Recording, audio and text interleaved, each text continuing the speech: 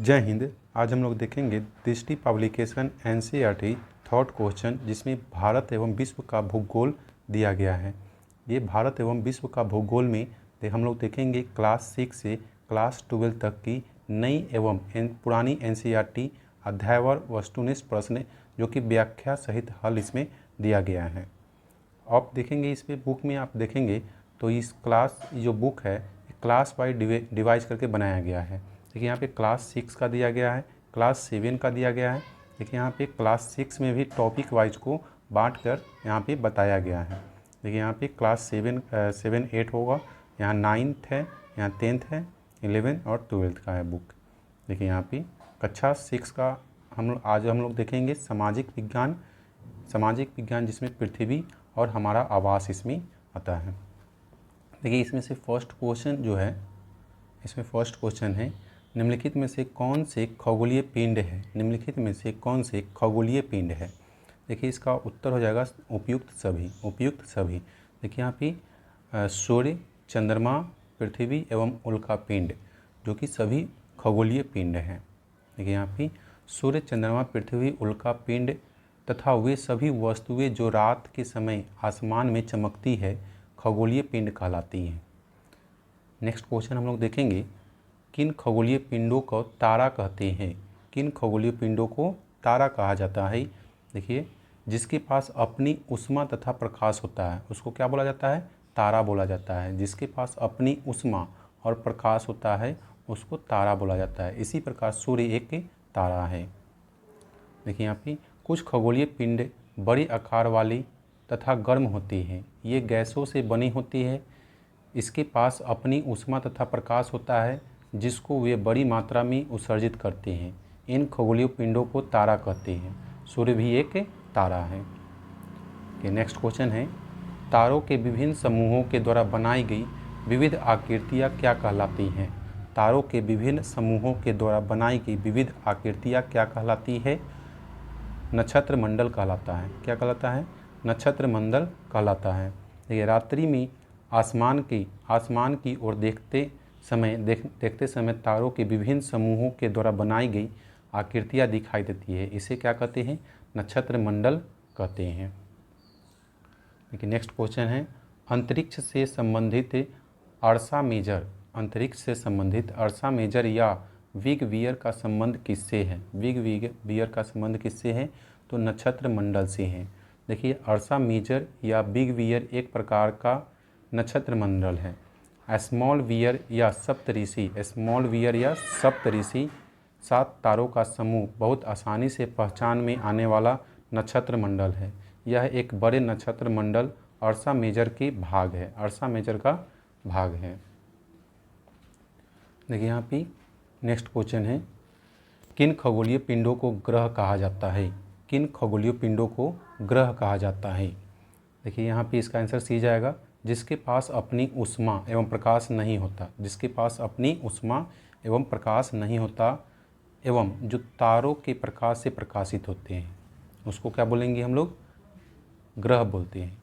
देखिए कुछ खगोलीय पिंडों में अपना प्रकाश एवं ऊष्मा नहीं होता, वे तारों के प्रकाश से प्रकाशित होते हैं। ऐसे पिंड ग्रह कहलाते हैं। ग्रह जिसे अंग्रेजी में प्लेनेट कहते हैं ग्रीक भाषा की प्लेनेटाई से बना है जिसका अर्थ होता है परिभ्रमक अर्थात चारों ओर घूमने वाला वस्तु। नेक्स्ट है निम्नलिखित कथनों पर विचार कीजिए। पृथ्वी एक ग्रह है तथा यह अपना संपूर्ण प्रकाश एवं ऊष्मा सूर्य से प्रकाश करती हैं। पृथ्वी एक ग्रह है तथा यह अपना संपूर्ण प्रकाश एवं ऊष्मा सूर्य से प्रकाश प्राप्त करती हैं। फर्स्ट नंबर में था। और सेकेंड नंबर है पृथ्वी सूर्य से दूरी के हिसाब से चौथा ग्रह तथा आकार में तीसरा सबसे बड़ा ग्रह है। इसमें सही कौन है, तो केवल एक सही है। देखिए इसका व्याख्या, पृथ्वी जिस पर हम रहते हैं एक ग्रह है। यह अपना संपूर्ण प्रकाश एवं ऊष्मा सूर्य से प्राप्त करती है जो कि पृथ्वी के सबसे नज़दीक का तारा है। पृथ्वी को बहुत अधिक दूरी से जैसे चंद्रमा से देखने पर यह चंद्रमा की तरह चमकती हुई प्रतीत होती है। सूर्य से दूरी के हिसाब से यह पृथ्वी तीसरा ग्रह है। सूर्य के दूरी से हिसाब से यह तीसरा ग्रह है तथा आकार में पांचवा सबसे बड़ा ग्रह है। नेक्स्ट है, सूर्य से बढ़ती दूरी के आधार पर ग्रहों का सही क्रम चुनिए। सूर्य से बढ़ती दूरी के आधार पर ग्रह का सही क्रम चुनना है। देखिए इसका आंसर डी सही जाएगा, बुध शुक्र पृथ्वी मंगल। बुध शुक्र पृथ्वी मंगल, उसके बाद एस्ट्रॉयड पाया जाता है, उसके बाद बृहस्पति, उसके बाद शनि, उसके बाद अरुण, उसके बाद वरुण। देखिए यहाँ सूर्य से बढ़ती दूरी के हिसाब से ग्रहों का सही क्रम है बुध शुक्र पृथ्वी मंगल बृहस्पति शनि और यूरेनस, इसको अरुण और नेपच्यून यानी कि वरुण। नेक्स्ट क्वेश्चन है, नीचे दिए गए कथन ग्रहों में से कौन से आंतरिक ग्रह है। नीचे दिए गए ग्रहों में से कौन से आंतरिक ग्रह है। देखिए आंतरिक ग्रह जो यहाँ मान लीजिए कि सूर्य है, सूर्य के पास बुध शुक्र पृथ्वी मंगल, उसके बाद एस्ट्रॉयड, उसके बाद बृहस्पति शनि अरुण वरुण, तो ये कहलाता है आंतरिक ग्रह। ये जो चार ग्रह है इसको बोलेंगे आंतरिक ग्रह। देखिए यहाँ पे बुध शुक्र पृथ्वी मंगल, तो बुध शुक्र पृथ्वी और मंगल, तो पृथ्वी इसमें नहीं है और इसमें बृहस्पति दिया गया है जो कि यह ग्रह क्या है, नहीं है। तो ऑप्शन देखिए 1 2 3 सही जाएगा, 1 2 3 यानी कि बी नंबर है मेरा क्वेश्चन, बिल्कुल सही जवाब जाएगा। देखिए यहाँ पे इसका वे ग्रह जो सूर्य के नज़दीक है एवं चट्टानों से बने हैं आंतरिक ग्रह कहलाते हैं। बुध शुक्र पृथ्वी और मंगल आंतरिक ग्रहों के अंतर्गत आते हैं। कौन कौन, बुध शुक्र पृथ्वी मंगल आंतरिक ग्रहों के अंतर्गत आते हैं। देखिए यहाँ पे नेक्स्ट क्वेश्चन है, नीचे दिए गए ग्रहों में से कौन से बाह्य ग्रह हैं। कौन से बाह्य ग्रह हैं, तो आंतरिक ग्रह को छोड़कर जो ग्रह है उसको बाह्य ग्रह बोलेंगे, जिसमें बृहस्पति शनि अरुण और वरुण, यानी कि उपयुक्त सभी आंसर इसमें सभी जाएगा। देखिए बाह्य ग्रह सूर्य से बहुत दूर है तथा बहुत बड़े आकार की है, ये गैस तथा तरल पदार्थ से बनी है। बृहस्पति शनि यूरेनस और नेपच्यून बाह्य ग्रह हैं। नेक्स्ट क्वेश्चन है, नीचे दिए गए कथन एवं कारण पर विचार कीजिए। नीचे दिए गए कथन एवं कारण पर विचार कीजिए। कथन है, बुध का शुक्र के चारों ओर परिक्रमण काल सौर मंडल के सभी ग्रहों में सबसे कम है। कारण, बुध सूर्य के सबसे नज़दीक का ग्रह है। इसका आंसर जाएगा ए नंबर। ए और आर दोनों सही है तथा आर ए की सही व्याख्या करता है। बुध का शुक्र के चारों ओर परिक्रमण काल सौर मंडल के सभी ग्रहों में सबसे कम है, ये सही है। कारण है बुध सूर्य के सबसे नज़दीक का ग्रह है, ये भी सही है और कारण भी व्याख्या सही करता है। देखिए यहाँ पे बुध सौर मंडल में सूर्य के सबसे नज़दीक का ग्रह है, इसी कारण इसका सूर्य के चारों ओर परिक्रमण काल सबसे कम यानी 88 दिन का होता है। नेक्स्ट है क्वेश्चन, सौर मंडल में किन दो ग्रहों के बीच क्षुद्र ग्रह की पट्टी पाई जाती है। सौर मंडल में किन दो ग्रहों के बीच क्षुद्र ग्रह पट्टी पाई जाती है, तो मंगल और बृहस्पति के बीच में, मंगल और बृहस्पति के बीच में। यहाँ पे तारों ग्रहों एवं उपग्रहों के अतिरिक्त असंख्य छोटे पिंड सूर्य के चारों ओर चक्कर लगाते हैं। इन पिंडों को क्षुद्र ग्रह कहते हैं। ये मंगल और बृहस्पति की कक्षाओं के बीच पाए जाते हैं। वैज्ञानिक के अनुसार क्षुद्र ग्रह के ही भाग होते हैं जो वर्षों पहले विस्फोट के बाद ग्रह से टूटकर अलग हो गए हैं। देखिए यहाँ पे अगर सूर्य यहाँ पे होगा तो बुध शुक्र पृथ्वी मंगल, उसके बाद यहाँ पे एस्ट्रॉयड पाया जाएगा, छोटे छोटे एस्ट्रॉयड पाया जाएगा। उसके बाद बृहस्पति शनि अरुण, उसके बाद वरुण। नेक्स्ट क्वेश्चन है कि यहाँ पे नेक्स्ट क्वेश्चन है, हमारे सौर मंडल में सूर्य से सबसे दूर कौन सा ग्रह अवस्थित है। हमारे सौर मंडल में सूर्य से सबसे दूर कौन सा ग्रह अवस्थित है। देखिए इसका आंसर बी चला जाएगा, वरुण या नेपच्यून। देखिए यहाँ पे सूर्य से दूरी के अनुसार ग्रहों की स्थिति, बुध शुक्र पृथ्वी मंगल, बुध शुक्र पृथ्वी मंगल, बृहस्पति शनि यूरेनस और नेपच्यून। वर्ष 2006 में अंतर्राष्ट्रीय खगोलीय संघ ने अपनी बैठक में यह निर्णय लिया कि प्लूटो, सीरम व 2003 UB 313 जैसे खगोलीय पिंडों को बोनो ग्रह की श्रेणी में रखा जा सकता है। यहाँ पे नेक्स्ट क्वेश्चन हम लोग देखेंगे। नीचे दिए गए कथन एवं कारण पर विचार कीजिए। कथन है, पृथ्वी के आकार को भू-आभ यानी ज्वाइड भी कहा जाता है। पृथ्वी के आकार को भू-आभ यानी कि ज्वाइड कहा जाता है। कारण, पृथ्वी ध्रुवों के पास थोड़ी चपटी है। देखिए यहाँ पे इसका आंसर जाएगा ए नंबर। आंसर जाएगा ए नंबर, यानी ए और आर दोनों सही है तथा आर ए की सही व्याख्या करता है। देखेंगे, पृथ्वी ध्रुवों के पास थोड़ी चपटी है, यही कारण है कि इसके आकार को भू-आभ यानी कि ज्वाइड कहा जाता है। भू-आभ का अर्थ है पृथ्वी के समान आकार। पृथ्वी के समान आकार। जीवन के लिए अनुकूल परिस्थितियां संभव केवल पृथ्वी पर ही पाई जाती हैं। पृथ्वी न तो अधिक गर्म है और न ही अधिक ठंड है। यहाँ जल एवं वायु की उपस्थिति है जो जीवन के लिए आवश्यक है। नेक्स्ट क्वेश्चन हम लोग देखेंगे। निम्नलिखित में से कौन सा या से कथन सत्य है? अंतरिक्ष से देखने पर पृथ्वी हरे रंग का दिखाई देती है। पृथ्वी जो है हरे रंग का दिखाई देती है, ये बात बिल्कुल गलत है, क्योंकि नीला ग्रह बोला जाता है पृथ्वी को, तो नीला दिखना चाहिए। बोल रहा है हरा दिखता है, इसलिए ये गलत है क्योंकि नीला दिखता है। नेक्स्ट क्वेश्चन है, नेक्स्ट जो टॉपिक है इसमें देखिए, पृथ्वी का हरा रंग हमें यहाँ के वनों के कारण दिखाई देता है। नहीं, गलत है, हरा रंग नहीं दिखता है, नीला रंग दिखता है। क्यों? पानी की उपस्थिति के कारण। तो यहाँ पे देखिए इसका व्याख्या ऑप्शन डी नंबर इसका सही आंसर जाएगा।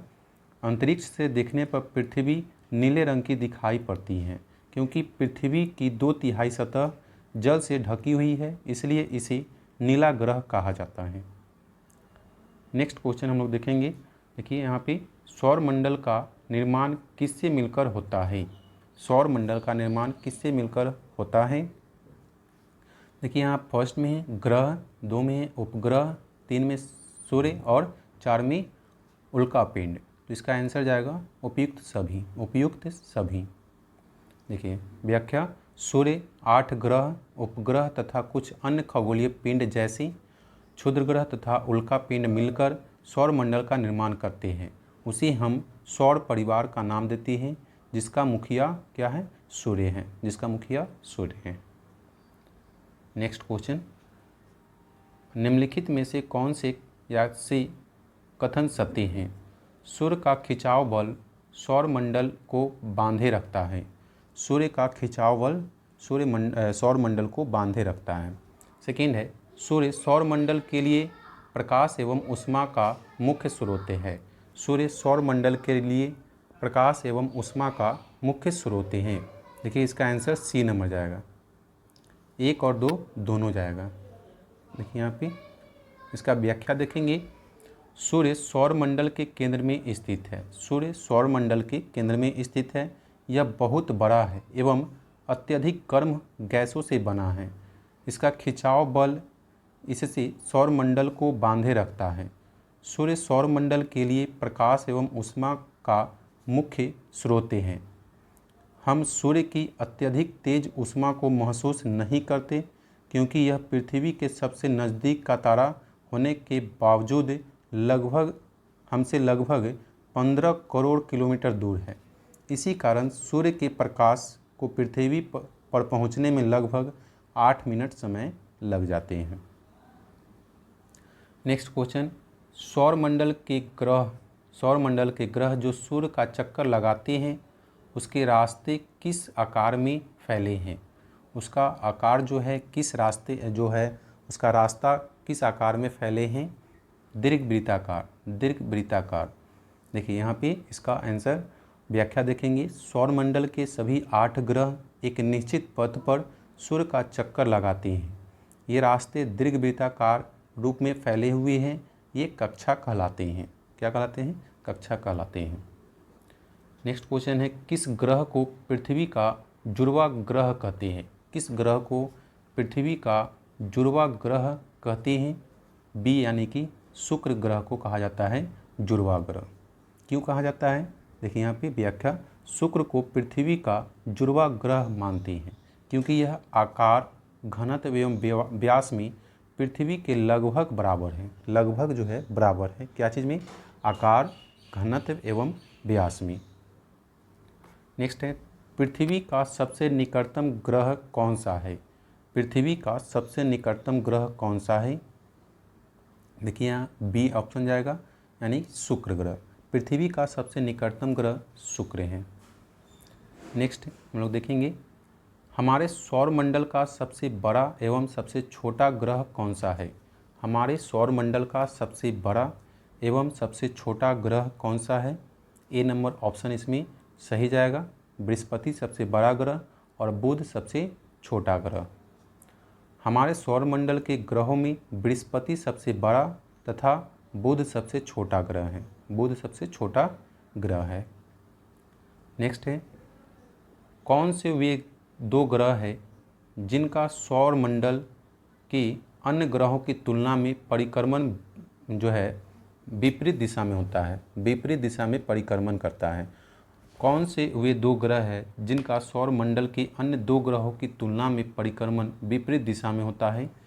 तो सी नंबर आंसर जाएगा, शुक्र और यूरेनस। शुक्र और यूरेनस।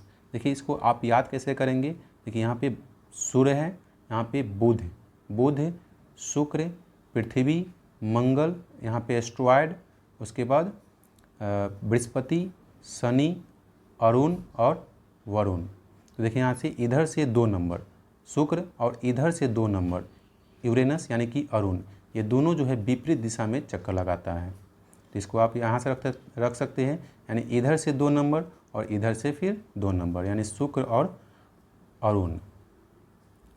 देखिए यहाँ पे व्याख्या देखेंगे, शुक्र और यूरेनस की परिक्रमण की दिशा अन्य ग्रहों से विपरीत होती है। शुक्र और यूरेनस घड़ी की सुई की दिशा में, शुक्र और यूरेनस जो है घड़ी की सुई की दिशा में यानी क्लॉकवाइज घूमते हैं, जबकि अन्य ग्रह घड़ी की सुई के विपरीत दिशा यानी एंटी क्लॉकवाइज में घूमते हैं। नेक्स्ट क्वेश्चन हम लोग देखेंगे। नेक्स्ट क्वेश्चन, निम्नलिखित कथनों पर विचार कीजिए। निम्नलिखित कथनों पर विचार कीजिए।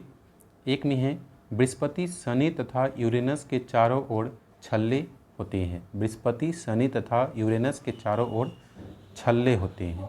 दूसरा है, ये छल्ले विभिन्न पदार्थों के असंख्य छोटे छोटे पिंडों से बनी पट्टियाँ हैं। ये छल्ले विभिन्न पदार्थों के असंख्य छोटे छोटे पिंडों से बनी पट्टियाँ हैं। देखिए इसका आंसर सी जाएगा, यानी 1 और 2 दोनों सही है। इसका आंसर देखिए यहाँ सत्य पूछा गया है तो 1 और 2 दोनों सत्य हैं। उपयुक्त दोनों कथन सत्य हैं। पृथ्वी से इन छल्लों को शक्तिशाली दूरबीन की सहायता से देखा जा सकता है। नेक्स्ट क्वेश्चन है, हमारे सौरमंडल में किन ग्रहों के पास एक भी चंद्रमा यानी प्राकृतिक उपग्रह नहीं है? हमारे सौरमंडल में किन ग्रहों के पास एक भी चंद्रमा यानी प्राकृतिक उपग्रह नहीं है? देखिए इसका आंसर जाएगा 1 और 3, यानी डी नंबर ऑप्शन जाएगा 1 और 3, यानी कि बुध और शुक्र के पास, बुध और शुक्र के पास एक भी चंद्रमा यानी कि प्राकृतिक उपग्रह नहीं है। देखिए यहाँ पे व्याख्या, हमारे सौरमंडल में बुध एवं शुक्र के पास कोई चंद्रमा यानी प्राकृतिक के उपग्रह नहीं है। नेक्स्ट क्वेश्चन है, नीचे दिए गए ग्रहों में सबसे अधिक चंद्रमा यानी प्राकृतिक उपग्रह किसके पास है? बृहस्पति के पास है। देखिए यहाँ पे शनि के चंद्रमा की संख्या 62 है, बृहस्पति की संख्या चंद्रमा की संख्या 69, मंगल के चंद्रमा की संख्या 2, यूरेनस के चंद्रमा की संख्या 27 है। नेक्स्ट है, निम्नलिखित में से कौन सा या सी कथन सत्य है? एक में है, उपग्रह अपनी ग्रहों की परिक्रमा करती है, साथ ही सूर्य की भी परिक्रमा करती है। 2 नंबर में है, पृथ्वी के उपग्रह चंद्रमा का व्यास पृथ्वी के व्यास से आधा है, जो कि गलत है। ये सही है, 1 नंबर सही है, 2 नंबर गलत है क्योंकि आधा नहीं है, 1/4 है, 1/4 है। देखिए यहाँ पे केवल एक सही आंसर जाएगा, ए नंबर। इसका व्याख्या देखेंगे। उपग्रह को अंग्रेजी में सैटेलाइट कहते हैं, जिसका अर्थ होता है साथी या सहचर। ये उपग्रह अपने ग्रहों की परिक्रमा करने के साथ साथ सूर्य की भी परिक्रमा करते हैं, अतः कथन एक सत्य है। हमारी पृथ्वी के पास केवल एक उपग्रह है, जो कि चंद्रमा। इसका व्यास पृथ्वी के व्यास का केवल 1/4 है। यह इतना बड़ा इसलिए प्रतीत होता है क्योंकि यह हमारे ग्रह से अन्य खगोलीय पिंडों की अपेक्षा नज़दीक है।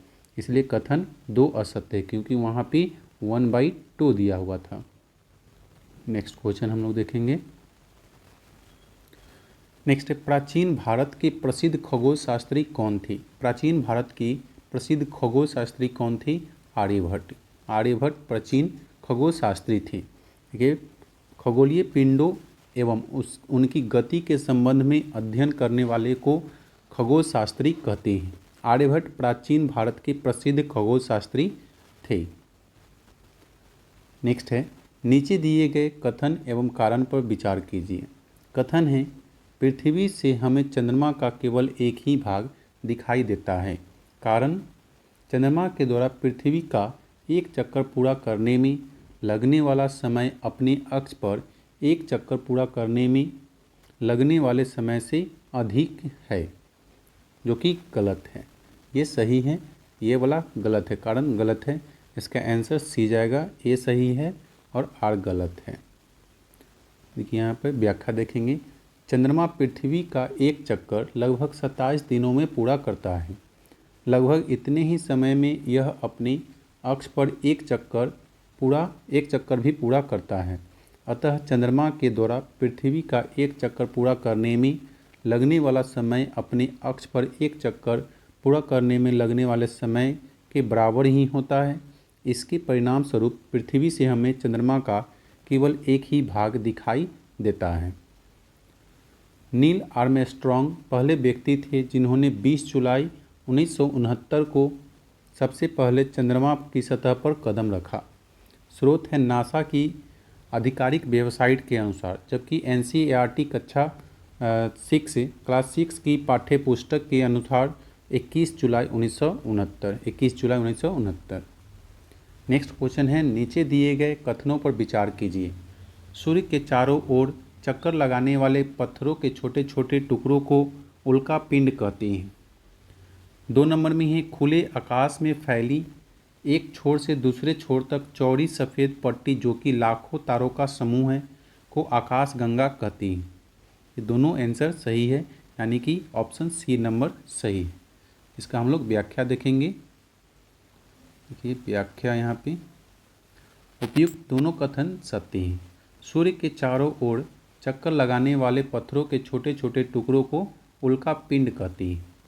नेक्स्ट है, खुले आकाश में एक छोर से दूसरे छोर तक फैली चौड़ी सफ़ेद पट्टी, जो कि एक चमकदार रास्ते की तरह दिखती है, यह लाखों तारों का समूह है। यह पट्टी आकाश गंगा है। हमारा सौरमंडल आकाश गंगा का ही एक भाग है। प्राचीन भारत में इसकी कल्पना आकाश में प्रकाश की एक बहती नदी से की गई थी। इस प्रकार इसका नाम आकाश गंगा पड़ा। लाखों आकाश गंगाएं मिलकर ब्रह्मांड का निर्माण करती हैं। तो आज का क्लास हम लोग यहीं पे एंड करते हैं। फिर मिलेंगे अगले वीडियो में। हम लोग पूरा बुक को कवर करेंगे। आप हमारे चैनल पे नए हैं तो चैनल को सब्सक्राइब कर लें और पूरे बुक को आप यहाँ से देख सकते हैं। यहाँ से एक प्लेलिस्ट भी तैयार हो जाएगा, जो कि आपको प्लेलिस्ट के माध्यम से पूरे बुक को यहाँ पे कराया जाएगा। तो आज के लिए इतना ही। जय हिंद दोस्तों।